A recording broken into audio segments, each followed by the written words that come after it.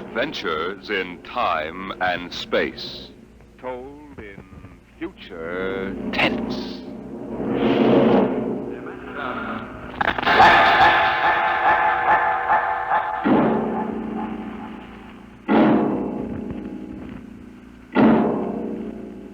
The National Broadcasting Company, in cooperation with Street and Smith, publishers of astounding science fiction, bring you Dimension X.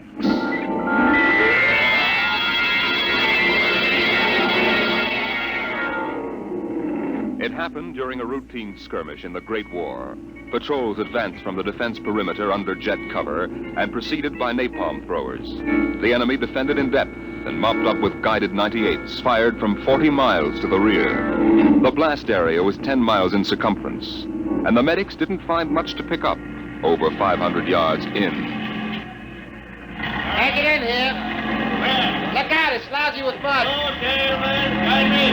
More. That left. Okay. More. Hey. Hold it. Stretchers. Come on, Travers, get those men out. Yes, sir. Get a move on, line them up. Come on. Easy. You want to kill him? Okay, take it away.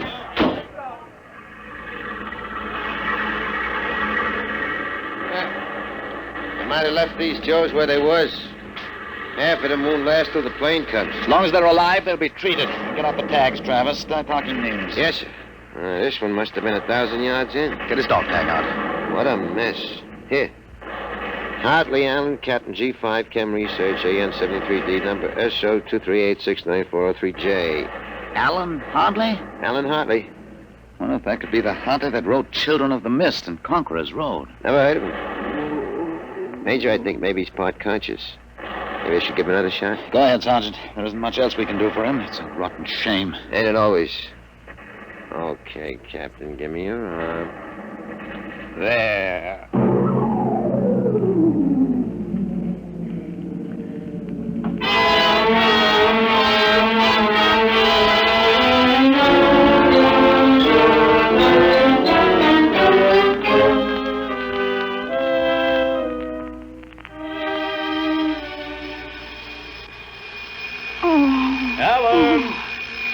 Alan! Look out, down! Get up, Alan. You can't stay in bed all day. I remember that. Clear as if it were real. Up and at 'em. Hit the deck. Remarkably vivid. Strange. Alan, you all right? I'm all right. What's wrong with my voice? It's too high. What are you doing? Practicing singing? My voice has changed. Is that all? You're growing up. Happy birthday, son. Happy birthday? Hey, wake up, son. Wake up. I am awake. Come on, out of bed. I don't understand. Breakfast waiting. Now, out of bed or I'll turn it over. All right. It's a dream. Maybe, but you're wide awake now. I am awake now. Well, half awake anyway. That's the bell of St. Boniface, isn't it? What day is it? You kidding? You forget today's your birthday? No, I didn't forget. Neither did I. Here, son. Happy 13th birthday. You won't guess what's in here. A rifle. A light .22 rifle. How'd you know that? I remembered. Did I spill the beans sometime? I could have sworn it'd be a surprise. Well, go on, open it. Like it? Yeah, it's perfect, Dad. I'll be shaving, Alan. Come down to breakfast when you're ready. It's a big day today. You're almost a man. Almost. You're still groggy. Snap out of it, Alan. I will. There's a dream in it somewhere. But I'm not sure which. What? Never mind, Dad. I'll be right down for breakfast.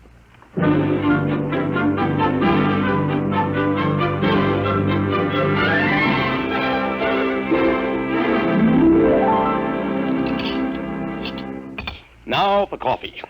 Mrs. Stauber makes the best in town. A black for me. What? Oh, I mean... You may be 13, Alan, but they're still a little young for coffee, especially black. Oh, I wasn't thinking. What are you going to do today, son? I want to do some reading this morning, I guess. That's always a good thing to do.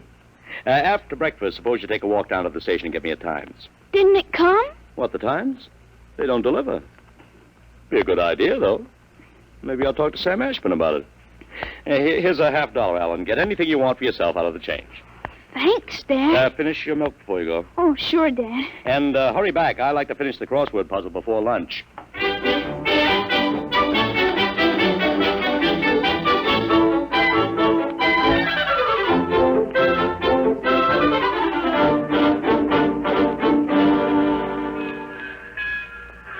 Here you are, Alan. 1 times. Tell your father the puzzle's a stinker. Thanks, Mr. Ashburn. Look out for the trucks when you cross the highway. Oh, I'll go across Elton's lot shortcut. Elton's? You'll have a hard time crossing there, son. There's 4 buildings on that block. I thought they burned down. Seen 'em this morning, big as life. Oh, I guess that didn't happen yet. What'd you say? Oh, nothing, Mr. Ashburn. I was just muttering.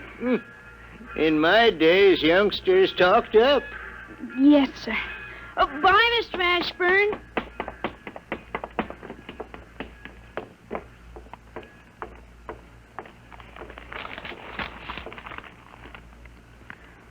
Monday, August 6, 1945.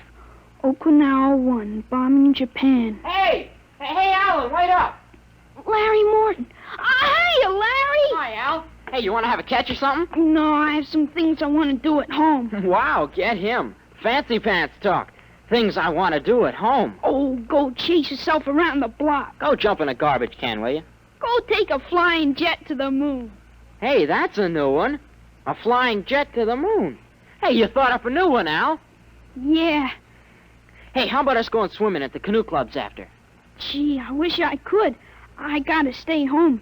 After. You see the football movie at the Grand? Boy, what a team. Notre Dame. I thought you liked Cornell. Cornell? Ha, they couldn't even beat Vassar. You're going to Cornell, aren't you? Me? Cornell? Fat chance.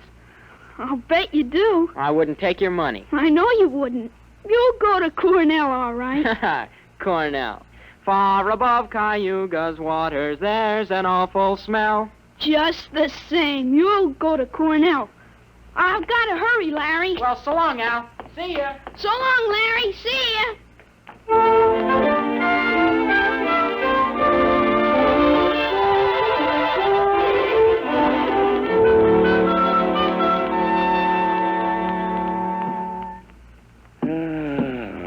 I'm stuck in this corner.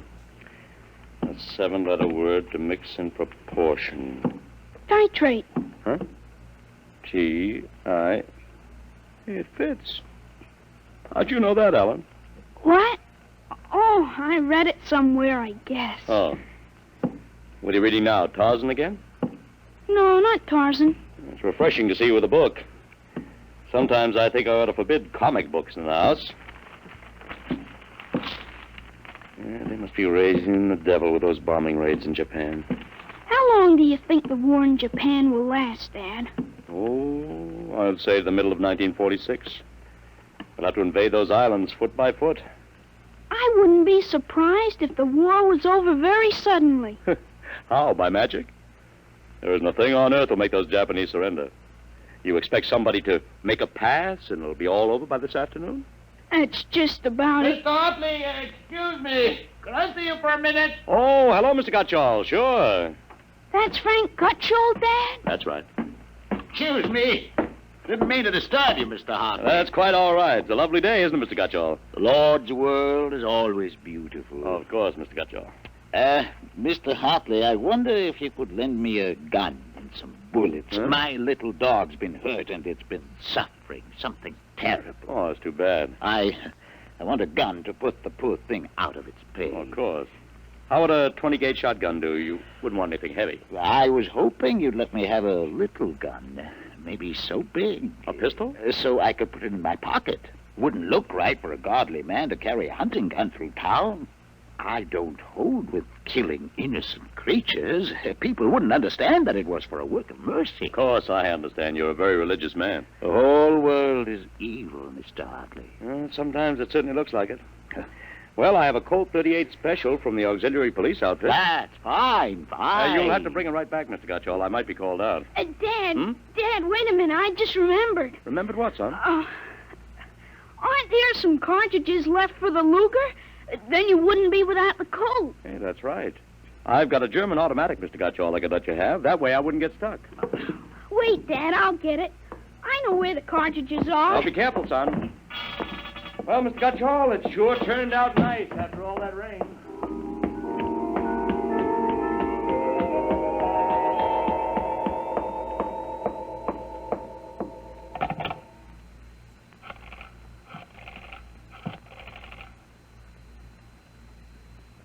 Hello, police headquarters. This is Blake Hartley. Frank Gutchall, who lives on Campbell Street, has just borrowed a gun from me ostensibly to shoot a dog. What? No, he has no dog. He intends shooting his wife. Yes, I'll take out the firing pin. He'll walk home. If you hurry, you can get a man there on time. Right.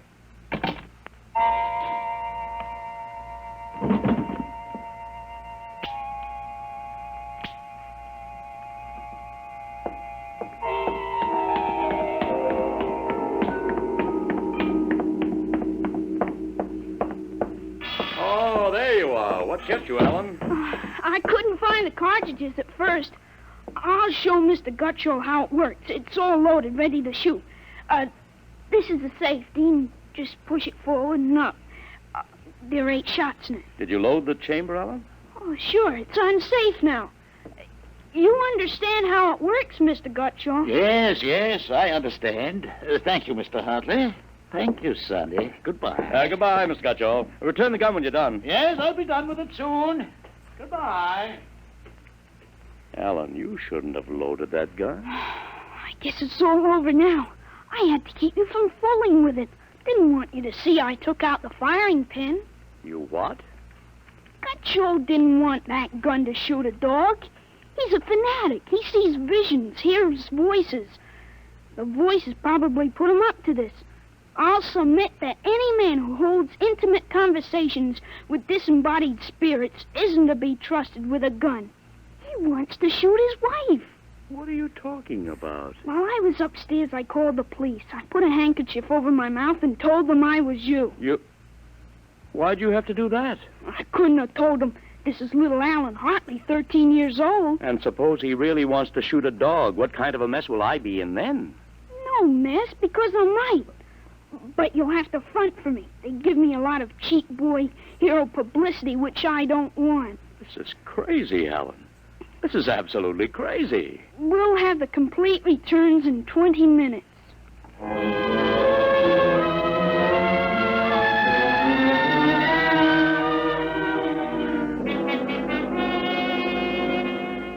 Mr. Hartley, Mr. Blake Hartley? That's right. I'm Detective Sergeant Kaborski from Homicide. Here's your Luger. Thank you.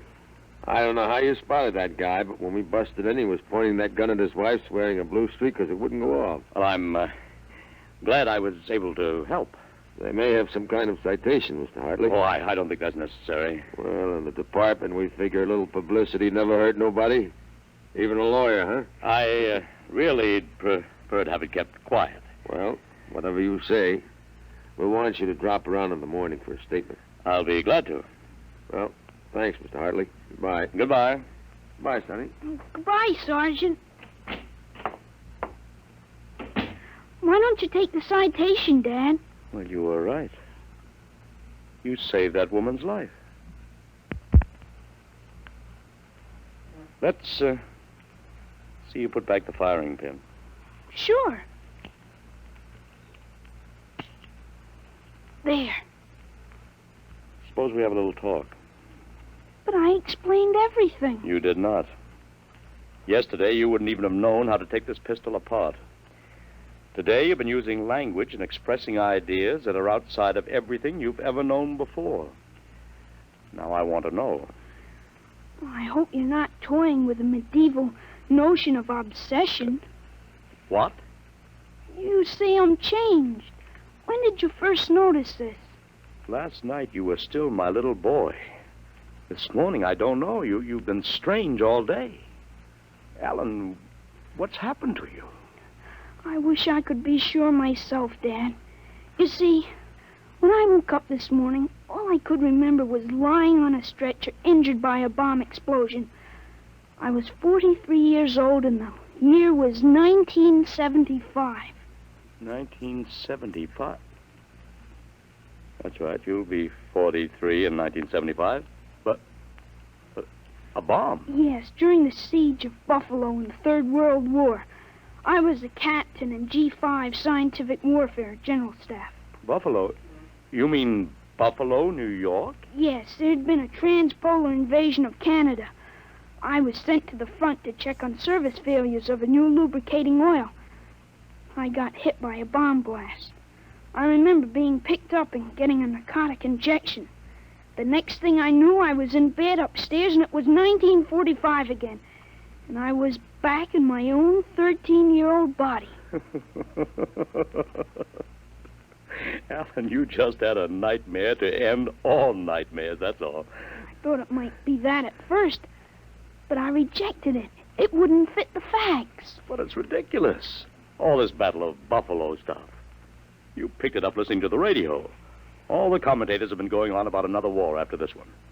You've just got an undigested chunk of H.V. Calvin born in your subconscious. But that isn't everything. I remember 4 years of high school, 4 years at Cornell, 7 years as a reporter on the Philadelphia Record, 3 novels, Children of the Mist, Rose of Death, and Conqueror's Road. I wrote detective stories under a phony name. I worked in chemistry. You think a 13-year-old can dream up all that stuff? But it's the only possible explanation. Maybe, but I can speak 5 languages today that I couldn't yesterday. French, German, Chinese, Russian, and Spanish. Although I've got a Mexican accent you could cut with a knife. But how did it happen? I can't believe it. All I know is here I am. I've been reading up on time theories. Nobody seems to know much about them. Evidently, time exists parallel as another dimension. And I've got kicked backwards and somehow. But how? It may have been the radiations from the bomb. Or the narcotic injection. Or both together. But the fact remains I'm here with full knowledge of my future identity. This is quite a shock, Alan. But you do believe me, don't you? Yes, I suppose I must. You seem so strange, as if you weren't my son. I'm your son, all right. The same body as yesterday. I've just had an educational shortcut. Wait a minute. If you can remember the next 30 years, suppose you tell me when the war is going to end. This one against the Japs, I mean. Sure. The Japanese surrender will be announced at exactly 7:01 p.m. on August 14th, a week from Tuesday. Better make sure we have plenty of grub in the house by then. Everything will be closed up tight till Thursday morning. Even the restaurants. I remember we had nothing to eat in the house but some scraps. Tuesday week? That's pretty sudden, isn't it? Not after today. What do you mean, what happened today? Plenty. Oh, what time is it, Dad? 11:16. Is your watch right? To the second, why? It'll come at exactly 11:17:40. What'll come? The radio announcement. What are you getting at? Something important on the radio? We'll see. Don't bother, Dad. It won't work. I remember we had a tube burned out. Yeah, there is something wrong. What is this announcement of yours? I memorized it in journalism school at Columbia in 1954. What time is it? 11:18. They're breaking into the programs now. President Truman has just announced that an atomic bomb has been dropped on the Japanese industrial city of Hiroshima. The bomb was dropped 16 hours ago, and the announcement was delayed to ascertain the results of the explosion. A man named John Howard Peterson read the announcement from the Washington newsroom of NBC. I don't believe it. No? Listen. That's the Burt Plate factory whistle and the bells at St. Boniface. Next, the whistle at the volunteer firehouse. And it's true. It is true. Sure. Then Larry Morton came by on his bicycle. Hey, Al, you hear? You hear about the bomb? An atomic bomb. Yeah, we heard. Boy, atomic bomb. Oh, boy. I gotta go find my pop. He's on the golf course. Bye, Al. Bye, Mr. Hartley. You knew. You knew about it. The next bomb hit Nagasaki. I thought that stuff about atomic energy was so much fantasy. What? Was that the kind of bomb that got you? That was a firecracker compared to the one that got me. It was a guided 98, exploded 10 miles away. And that's going to happen in 30 years? I remember it. How about me? Oh, wait, never mind. I don't think I better know when I'm going to die. I couldn't tell you anyway. I had a letter from you just before I left for the front. You were 78 then, and you were still hunting and fishing and flying your own plane. But another war and fought on American soil. Alan, I wish this hadn't happened to you. It happened. I remember it. But if I can help it, I'm not going to get killed in any Battle of Buffalo. But if you remember it, if time exists as a parallel dimension, then every tick we're getting closer to that Third World War. Dad, you know what I remembered when Gutcho came to borrow that gun? Well, I suppose that you suspected him and warned me. No, that wasn't it. The other time, the first time, when I was really 13. I wasn't home. I'd been swimming at the canoe club with Larry Morton. When I got home about half an hour from now, I found the house full of cops. But if the gun didn't fire... What makes you think it didn't? Gutcho talked the 38 out of you, went home, shot his wife 4 times in the body, once behind the ear, and used the 6th shot to blow his own brains out. That's what you remember? Yes, but now it hasn't happened because I warned you. Dad, I found out the future can be changed. One man can't change the whole future. I stopped the murder and the suicide. I know, son, With but... 30 years to work, I can stop a world war. I'll have the means. The means? Unlimited wealth and influence. I've got a good memory, Dad. Wrote a list out this afternoon. Look at this. Assault, jet pilot, citation, ponder, middle ground, counter... What is this, code? Horses. That's a list of Kentucky Derby winners from 1946 to 1970. You sure? I learned that list on a bet at the Officers Club in Cincinnati in 1971. Assault paid 8 to 1. You figure out what we can take in. Oh, but gambling, This son. isn't it. Gambling, it's a sure thing. When we get rolling, we'll make the Rockefellers look like pikers. Assault at 8 to 1. I suppose I could scrape up $5,000. In 10 years, that'll make a lot of money. Any other little thing you have in mind, Alan?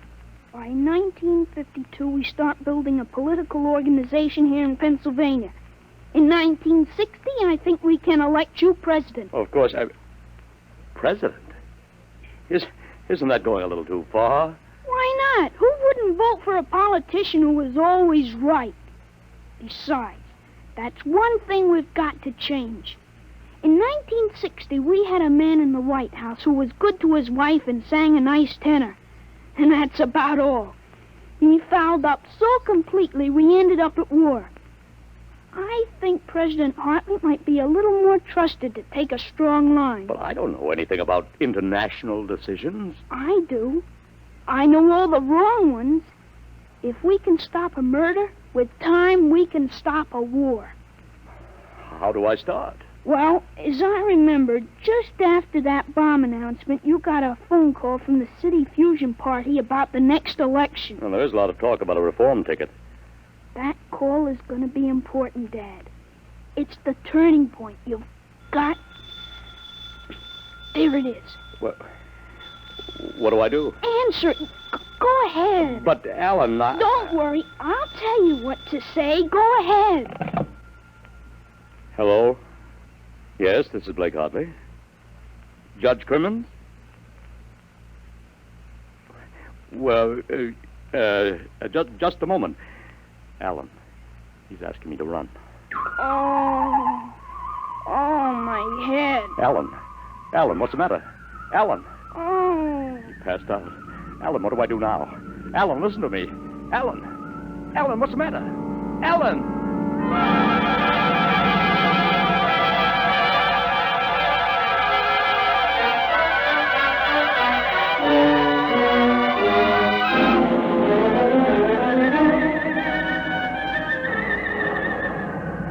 Captain Hartley. Captain Hartley. Captain Hartley. He was all right, Doctor. I gave him a shot and he was all right. He's dead. All right, Sergeant, make up the tag. Yes, sir. Hartley, Allen, Captain. Dead August 8, 1975.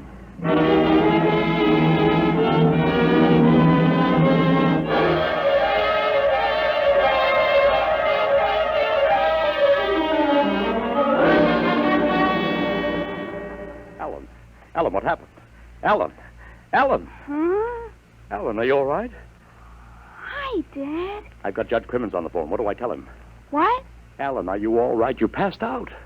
Sure, I'm all right. Hey, today's my birthday, isn't it? What did you get me, Dad? Huh? What did you get me? Alan, are you all right? Sure, I'm okay.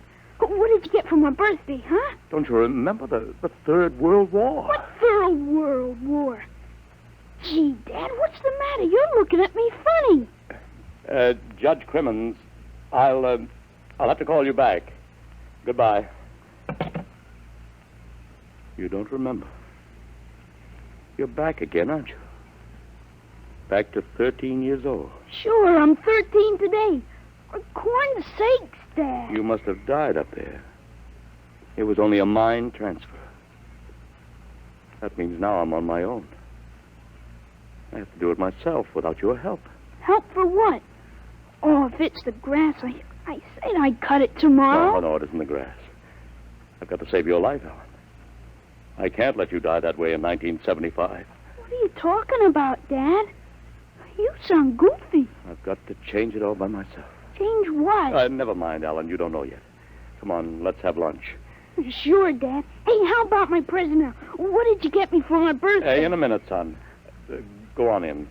Hurry up, Dad. All right. Now, where'd I put that list of horses?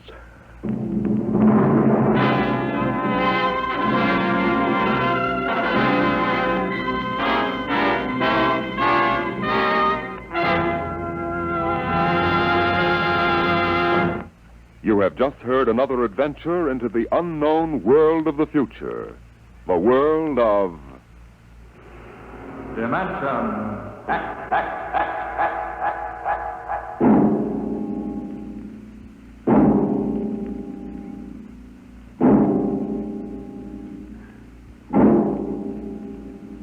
Homecoming is a joyous word. But when the home you're returning to is a burned-out radioactive planet, and when you cannot even imagine what terrible changes you will find there, the word then takes on a very different meaning. Next week, Dimension X brings you a strange story called Dwellers in Silence.